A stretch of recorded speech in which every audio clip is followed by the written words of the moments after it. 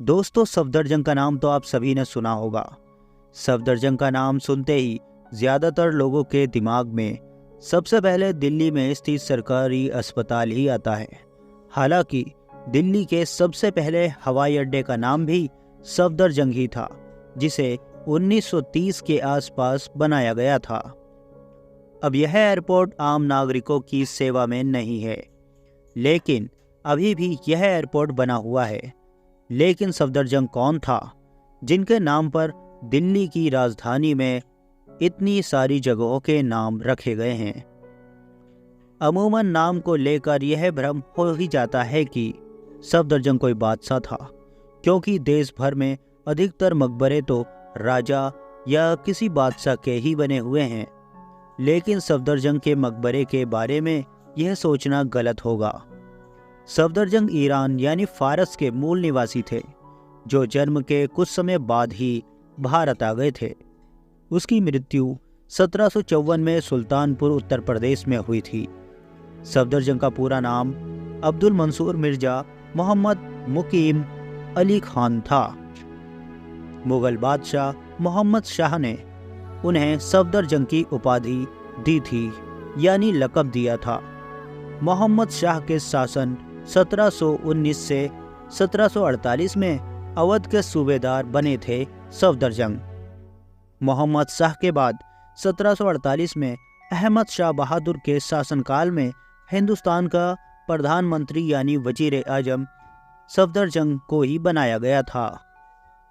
माना जाता है कि एक युद्ध के बाद साल 1753 में सफदरजंग को दिल्ली से बाहर निकाल दिया गया था, जिसके बाद कुछ समय बीतने के बाद सफदरजंग की मौत हो गई। सफदरजंग की मृत्यु के बाद उनके बेटे शुजा-उद-दौला ने उस समय के मुगल बादशाह से दिल्ली में अपने पिता के लिए एक मकबरा बनाने की अनुमति ली थी, जिसके बाद उन्होंने मुगल शैली में सफदरजंग मकबरे का निर्माण करवाया था।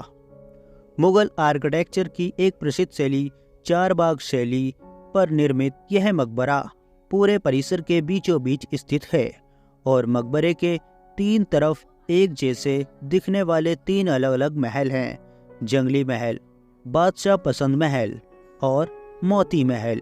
तीनों महल उत्तर मुगल कालीन वास्तु शैली में बने हुए हैं। मकबरे का निर्माण भूरा, पीला और लाल बलुआ पत्थरों से किया गया है। मकबरे में सफदरजंग और उनकी बेगम की कब्र बनी हुई है। ये मकबरा एक सफ़ेद समाधि है, जो मुगल वास्तुकला का सुंदर नमूना है। मकबरे का मुख्य द्वार करीब 2 मंजिला है, जिस पर अरबी शिलालेख को देखा जा सकता है। सफदरजंग का मकबरा दिल्ली में ASI के 174 संरक्षित स्मारकों में से एक है। ASI के दस्तावेजों में यह जानकारी मिलती है कि बनाए जाने के समय इस मकबरे के लिए जब पत्थरों की कमी पड़ी तो निज़ामुद्दीन स्थित अब्दुल रहीम खान खाना के मकबरे से पत्थर निकालकर इस मकबरे में लगा दिए गए थे।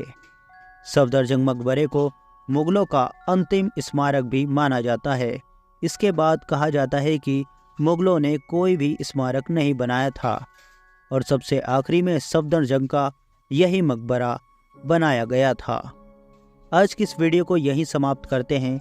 इसी तरह की नॉलेजेबल वीडियो देखने के लिए हमारे चैनल को सब्सक्राइब करें और वीडियो अच्छी लगी हो तो वीडियो को लाइक ज़रूर करें। Thanks for watching. Bye bye.